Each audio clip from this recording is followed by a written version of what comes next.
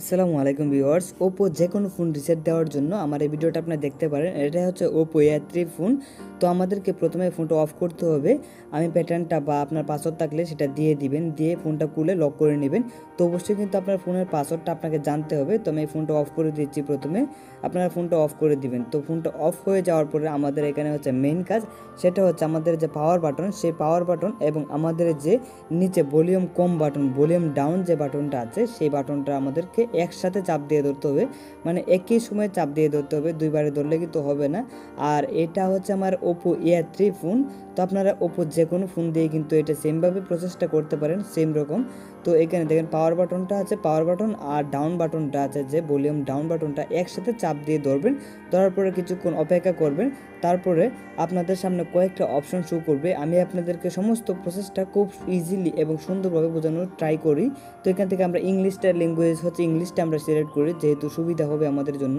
তারপরে আমরা এখান থেকে অনেকটা অপশন দেখতে পারবো। তারপরে ওয়েবস ডাটা, তো এখানে 3 নাম্বার যেটা দেখতে পাচ্ছেন সেটা আপনারা এখান থেকে সিলেক্ট করতে হবে। তো আমি এটা সিলেক্ট করে দেওয়া হয়ে গেলে এখানে আমাদের অবশ্যই বলেছিলাম যে পাসওয়ার্ডটা জানা প্রয়োজন। এখানে কিন্তু পাসওয়ার্ডটা দিতে হবে আপনার। তো আপনার পাসওয়ার্ডটা দিয়ে দিবেন। তারপরে এখান থেকে আপনার দেখবেন সকল ইনফরমেশন কিন্তু চলে আসবে। মানে ফরম্যাট ডাটাতে একটা ক্লিক করবেন, তারপর ওকেতে একটা ক্লিক করবেন। মানে এখান থেকে ওকেতে ক্লিক করা হয়ে গেলে আপনার ফোনটা অনেকক্ষণ ওয়েটিংয়ে রাখবে এবং এখান থেকে আপনাকে অবশ্যই ওকে করে দিতে হবে। এখন কিন্তু আমাদের সেই ওয়েট করার সময় এসে গেছে, প্রায় 10 মিনিটের মতন আপনাকে অপেক্ষা করতে হবে। তো আমি এখান থেকে ভিডিওটা একটু স্কিপ করে যাই, যেহেতু অনেক লং হয়ে যাবে, এজন্য আমি ভিডিওটা একটু স্কিপ করে গেলাম এবং আপনাদেরকে দেখাচ্ছি। তো এখন আমার হয়ে গেছে অলরেডি 10 মিনিট প্রায় এরকম এখন হয়ে গেছে। এখন দেখেন এরকম ল্যাঙ্গুয়েজ চলে আসছে। তো আমরা ল্যাঙ্গুয়েজটা ইংলিশটা দিয়ে দিলাম। তারপরে এখান থেকে কিছু অ্যালাউ পারমিশন চাইবে। তো আমি এখানে ফোনটা কোন দেশে রিলিজ হচ্ছে সেটা আমি বাংলাদেশ থেকে যেহেতু চালাচ্ছি, বাংলাদেশটা সিলেক্ট করে দিব। আপনি ইন্ডিয়ান হলে ইন্ডিয়ানটা দিয়ে দিবেন। তারপরে নেক্সট একটা ক্লিক করে দিবেন। তারপরে আমাদেরকে কিছু টার্মস দিয়েছে, এগুলো আমরা রুলসগুলো মানবো কি না। তো আমরা মানবো, এজন্য আমরা কন্টিনিউ ক্লিক করলাম। তারপরে এখান থেকে স্কিপ করে দিব।